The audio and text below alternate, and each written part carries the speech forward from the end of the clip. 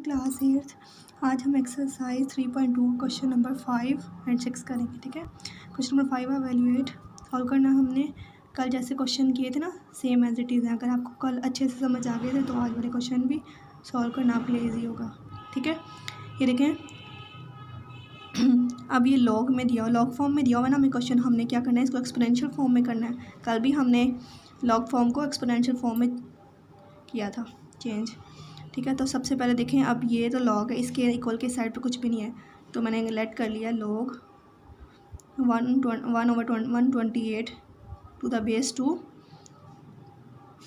Equal to x. ठीक है, यहाँ पे आप कुछ भी लेट कर सकते हैं, मैंने एक्स कर लिया है।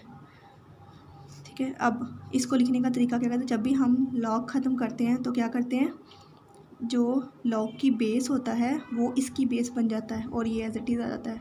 1/128 एज इट इज़ आ गया, तो ये जो इसकी बेस थी लॉग की, तो ये इसकी बेस बन गया, मतलब एक्स पावर बन गया और ये 2 बेस बन गया। ठीक है, जब भी लॉग ख़त्म करना है, लॉग को मतलब एक्सपोनेंशियल फॉर्म में लिखना है तो इस तरह से लिखते हैं। ठीक है, यहाँ पे आप लिख भी सकते हैं इन एक्सपोनेंशियल फॉर्म। सही है, ऐसे आ गया। आप देखो ये बेस क्या है, 2 है, आपने यहाँ पे 2 बनाना है। ठीक है, बेस सेम करनी है ना, तो अब 128 को फैक्टराइज करो, तो मैंने इसको जब डिवाइड किया है तो ये 2 टाइम कितने टाइम्स आ गया, 1 2 3 4 5 6 7 टाइम्स आ गया। तो मैंने 1/2 की पावर 7 लिख दिया और ये एज इट इज़ आ गया। ठीक है, अब ये ओवर में था तो हम क्या करें, इसका ओवर मतलब फ्रैक्शन ख़त्म करने के लिए क्या करते हैं, ये जो 7 है ना, इसकी पावर 7 है, जब हम इसको ऊपर लेके जाएंगे, ठीक है, तो ये प्लस थी, ऊपर जाके -7 होगी। ठीक है, 1/2 की पावर 7 है, इसको हम 2 की पावर -7 लिख सकते हैं ना। ठीक होगा, ऊपर तो 1 था, तो जब ये ऊपर जाएगा तो ये आपको पता है जब भी ऊपर लेके जाते हैं तो पावर अगर पॉजिटिव हो तो नेगेटिव कर देते हैं, अगर नेगेटिव हो तो पॉजिटिव कर देते हैं।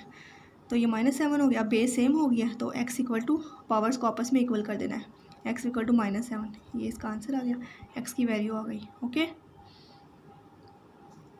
उसके बाद है 2 पार्ट है इसका, log 512 to the base this, ये बेस दी हुई है।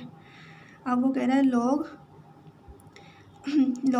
512 ये टू द बेस, अब बेस उन्होंने यहाँ नहीं लिखी हुई, वैसे लिख दिया, इसका मतलब भी तो वही है, टू द बेस 2√2, मतलब यहाँ पे ही आएगी। ठीक है, पता है ना, log 512 टू द बेस 2√2 यहाँ पे लिख दी इक्वल टू एक्स।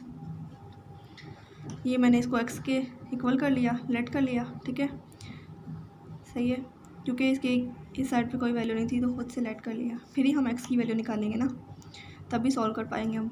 तो अब इसको सॉल्व करने का तरीका क्या है, ये देखिए, अब जो ये था ये क्या है, इसकी पावर बन गया, ये 512 एज इट इज़, ये इसकी पावर बन गया। ठीक है, अब ये 2 है और स्क्वायर रूट की वैल्यू आपको पता है 1/2 होती है, तो मैंने इसको अलग कर दिया, डॉट मतलब मल्टीप्लाई हो रहे हैं आपस में, तो 2 इंटू ये 2 की power 1/2 x as it is. ठीक है, ये भी एज इट इज़। अब इसकी पावर क्या थी, 1 थी, तो बेस सेम है, पावर ऐड करो 1 + 1/2, एक्स भी एज इट इज़।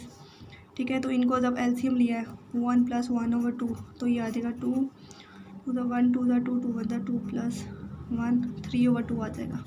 ठीक है, तो 3/2 लिख दिया, ये एक्स एज इट इज़।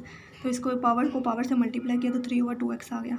यहाँ पे अब देखो 512 था ना, इसको फैक्टराइज किया तो 2 कितनी टाइम्स आ गया, 1 2 3 4 5 6 7 8 9, 2 की पावर 9 लिख दिया है। यहाँ पे 2 था ना, तो इसलिए मैंने 2 से ही डिवाइड किया है। ठीक है, बेस को इक्वल करने के लिए। सही है, ये 2 की पावर 9, ये 2 की पावर 3/2 एक्स आ गया। अब बेस सेम हो गया, पावर को इक्वल कर दो, 9 = 3/2 एक्स। सही है, अब 9 ये हमने एक्स की वैल्यू निकाली है, तो ये 2 डिवाइड था, इक्वल के उस साइड पे जाके मल्टीप्लाई होगा, ये इसके साथ मल्टीप्लाई हो रहा था तो इक्वल के दूसरी साइड पे जाके डिवाइड हो गया। ठीक है, 9 × 2/3, तो 3 × 1 = 3, 3 × 3 = 9, 3 बच गया, अब 3 × 2 = 6 आ गया, एक्स की वैल्यू 6 आ गई।